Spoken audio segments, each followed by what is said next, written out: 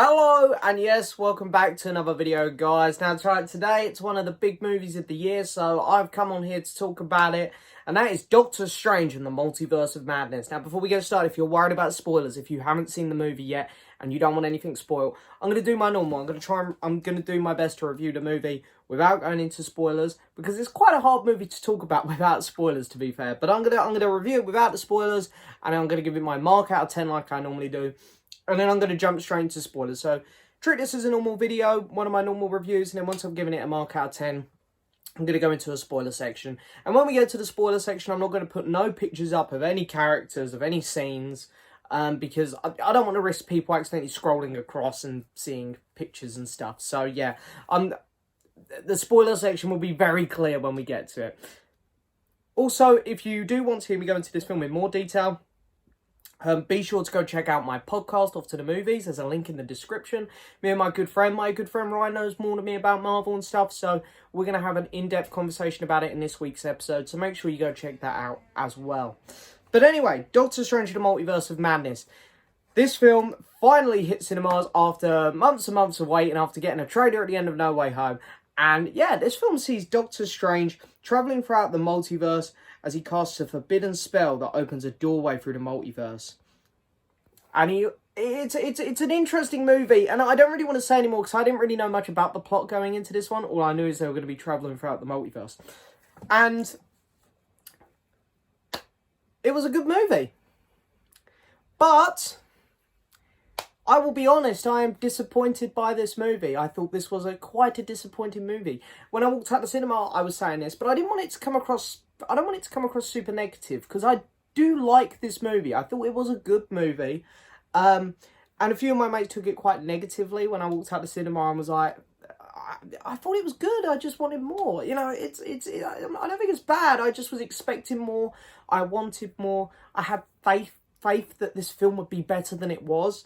So, yeah, I do feel a little bit let down by it, and I'm pleased that I didn't review this movie last night when I got home, because I thought about it a bit more, and I think last night I was trying to talk myself into liking it more, whereas now I feel like I'm a bit more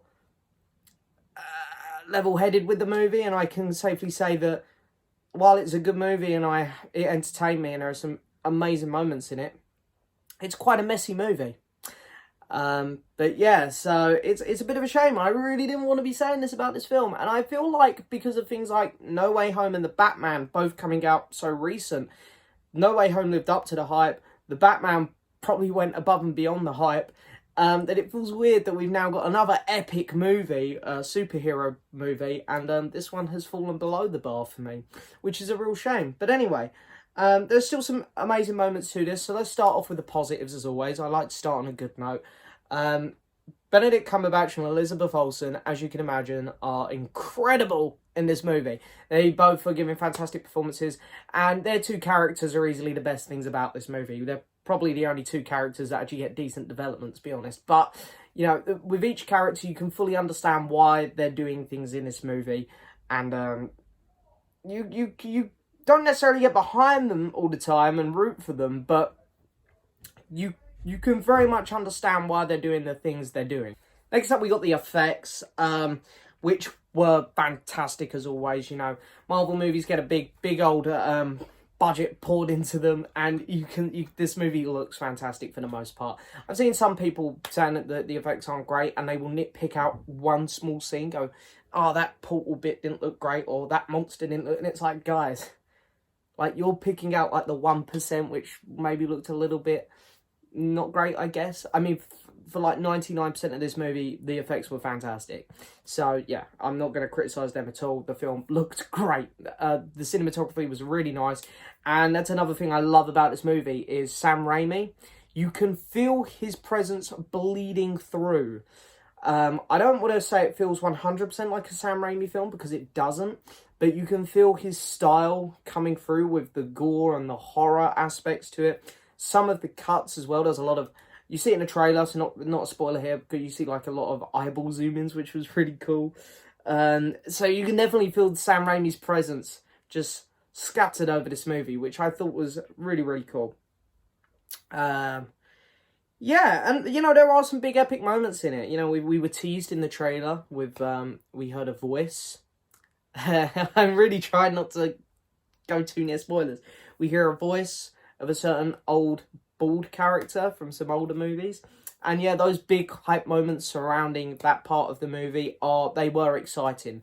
They weren't the level of No Way Home exciting, but it was still really exciting in the cinema. I got a buzz out of it, and it was cool. And the fight scenes, other than one, were really, really cool. Really, really awesome. There was one fight scene I didn't like, and the only way that I can sort of describe it is it's one that involves music. So if you've seen the movie, you know what I mean. If you haven't, you're not going to have a clue. I thought that was a bit silly. Bit too much for me. And I'll talk about that more in the spoilers. But the fight scenes were really, really cool. And yeah, that's probably about the most I got for it. The negatives. This film needed to be longer. It needed it. I heard that the original cut, not heard, I've heard that Sam Raimi said this, the original cut of the movie before the reshoots was 2 hours, 40 minutes. Granted, that was probably too long. I trust him. He's the filmmaker. I trust the editors. It probably did need to be trimmed down. Did it need to be trimmed down this much? And then, they then done the reshoots and then trimmed it down even more. I feel like this film was really rushed. The pacing was not very good. From the word go, it is like you're shot out of a cannon. It was so much to take in. It doesn't give you a moment to stop and breathe.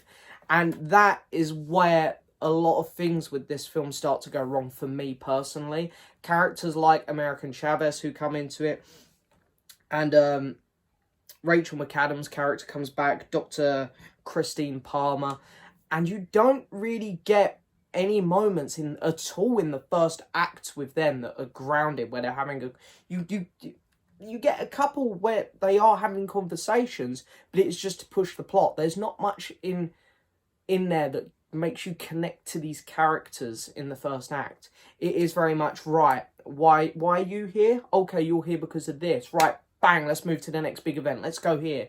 Big fight, boom. Let's go get this person. We need you. Okay, boom, let's get to the next event. Bang, action. And the film feels very much like that. One place to the next, to the next, to the next. These side characters do get a bit of development throughout the movie, but it genuinely comes in the second act and onwards. And I feel like that's why I really struggle with the first act of this movie. It really just moves so quick, and it is hard to keep up.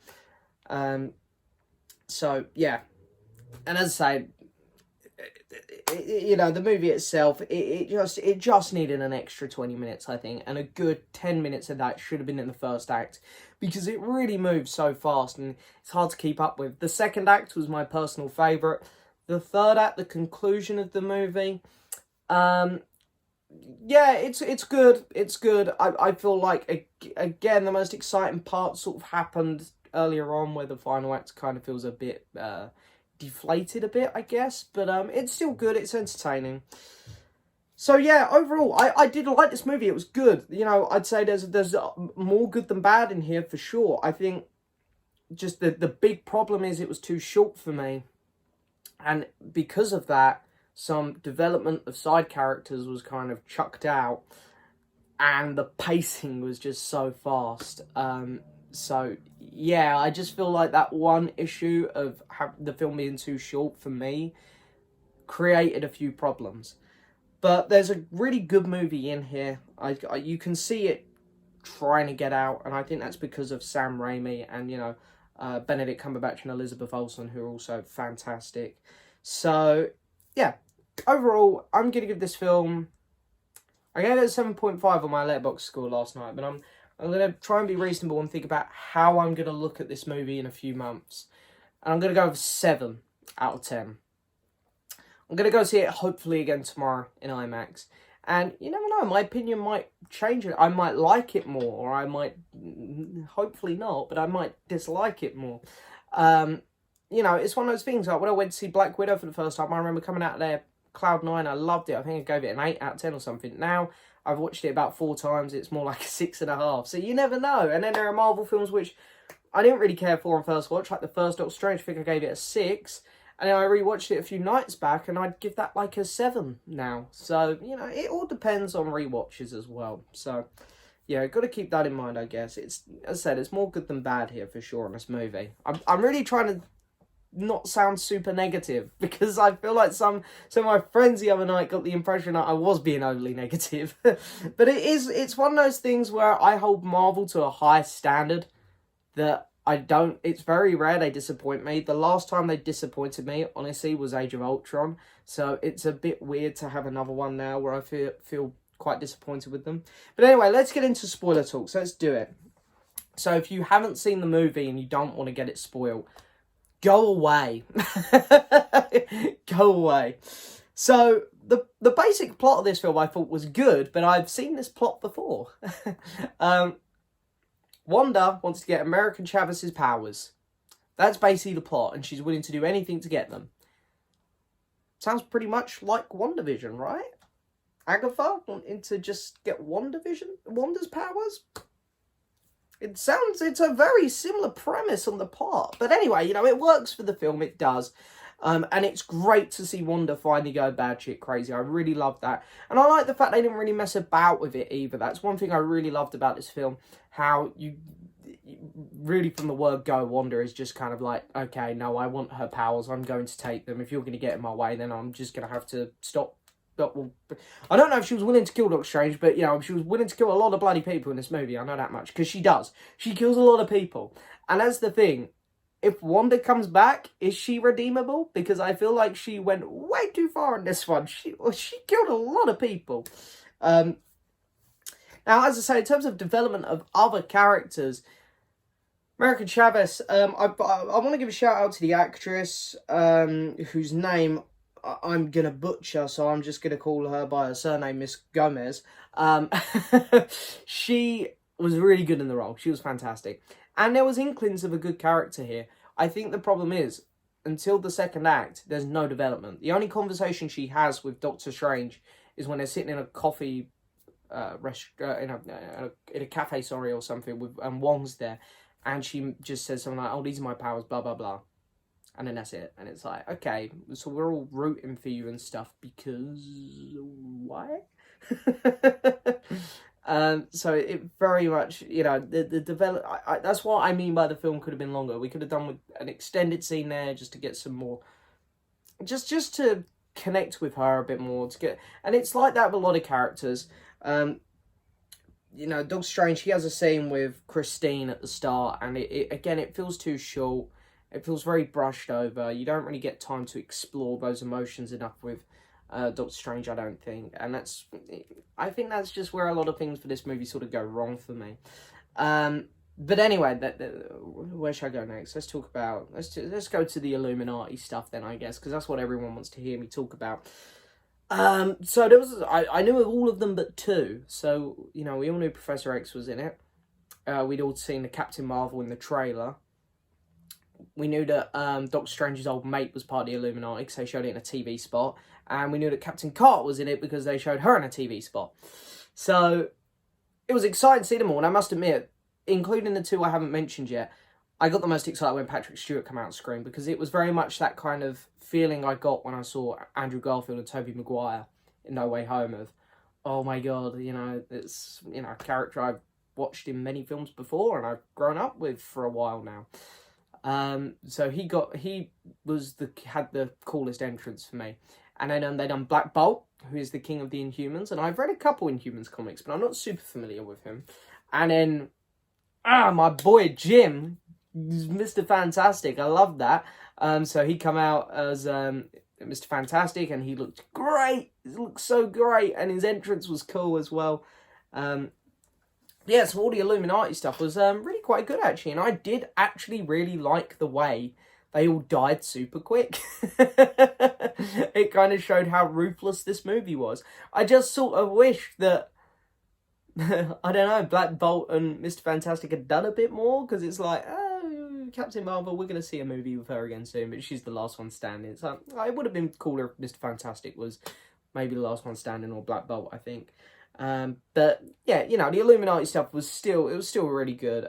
It was exciting. It didn't give me the buzz that the No Way Home stuff gave me. I think there's something about, you know, it's cool to see these characters finally, and it's great to see John Krasinski, but because it's his first time playing the role, I feel like seeing Patrick Stewart again was a bit more exciting, because it's like, he's back, there he is, and he's in his cool little yellow chair from the animated series, so, yeah, that was really cool. And then, yeah, you know, I loved all the Ultron bot stuff, and I love Wanda coming in and taking over that universe, that reality we went to. And I love the bit, sorry, I've brushed over this, where they go through the portals and see all the other realities. I thought that was awesome, really well done.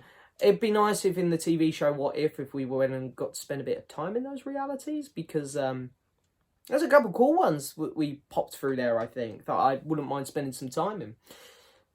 So then we get to the bit where it's like Doctor Strange versus evil Doctor Strange, and yeah, this is the only moment in the cinema, because while I, you know, as I say, the pacing was off for me and stuff, but I was still engaged in the movie, I was still watching. This is the only point in the film where I was literally just sitting there like, what? Like, they were throwing musical notes at each other. This was campy and silly as fuck. Like, I've seen Doctor Strange fight Thanos, where he tries to throw Thanos into a mirror dimension. And here he's coming up against a more powerful version of himself, and he's like, I'm just going to chuck some music notes at you. Like, at this point in Marvel, I just feel like, you two are two of the strongest characters ever, and you're just throwing musical notes at each other. I was like, was this a great choice for a fight scene? And for me, the answer is no. It didn't work. It was... I didn't know what to think. I wasn't a fan of it. But then the way they killed the evil Doctor Strange was awesome as hell. So that kind of pulled me back in, where I was like, okay, this is cool. And that's another thing that I should have talked about in the non-spoilery section. The score to this movie is really cool, because, you know, I wasn't a big fan of that musical fight scene. It's reminded me of some of the great music pieces throughout this movie. There's a lot of electric guitar use and stuff, which again screams Sam Raimi, which works really, really well. And, yeah, so Doctor Strange basically then reads the dark spells or whatever, and he can travel across dimensions. And I love the fact that he went into the zombie Doctor Strange, which we see in the trailer. And, man, his cape with all the demons and stuff or whatever they were looked incredible. And I loved his fight scene with Wanda with all those demons. It was awesome. And I'm wondering how the younger viewers are going to get on with this, because, like, half his mouth's missing. It's like, if I was, like, 10 or 12 going to see this movie, I think that would actually scare me. But yeah, the end fight scene was really good. I feel like American Chavez, it was a bit cheesy, like, you know, how all of a sudden she could completely control her powers all at once. It felt very Rey from the sequel trilogy, where it's like, all of a sudden it's like flicking on a switch and she could control her powers instantly. And yeah, she's like, punches Wanda and then sends her to the perfect place in the right multiverse or whatever, where she could see her kids and stuff. And also, that's another thing that kind of bugs me the more I think about it. There was like, weren't even a mention of Vision in this movie. Like, what the hell, Wanda? Like, sure, why is it in none of these realities, none of your dreams, Vision's there? I didn't even bring him up once. The poor guy. So yeah, you know, it was what it was. So yeah, I thought the ending was good. And Wanda, is she dead? I don't know. I think she might be, but I feel like she's too popular and we didn't see a body, so I sort of feel like I think she'll come back. I hope she comes back. I love Elizabeth Olsen and I love this character because of WandaVision. WandaVision has developed this character so well that it seems a shame to lose her first movie after WandaVision. So I'm really hoping she's not gone, but at the same time, I don't think she'll ever be able to be an Avenger again, because, as I say, she murders a lot of people in this. Like, she kills Professor X and Mr. Fantastic and a whole bunch of innocent, you know, Doctor Strange wizardy people. So, yeah, she ain't redeemable, right? And then the movie ends very abruptly with Doctor Strange. He gets another eye open on his head, so I'm guessing he's got some dark magic still in him or something. Which is pretty cool, because it looks like with the end credit scenes, they're going to explore that more. The end credit scene, Charlize Theron pops up as, I believe, Dormammu's daughter or niece or something along those lines, which is cool. But I thought her outfit didn't look very good. I don't know, it looks a bit TV budgety. So I'm hoping that they make that better for the next film. So yeah, I think that's me more or less done Doctor Strange there. I think I think the way I will sum this up, this video, because I know this is a long review, I'm really cracking on here, and I think it's because I do have a lot to say. There's a really good movie in here.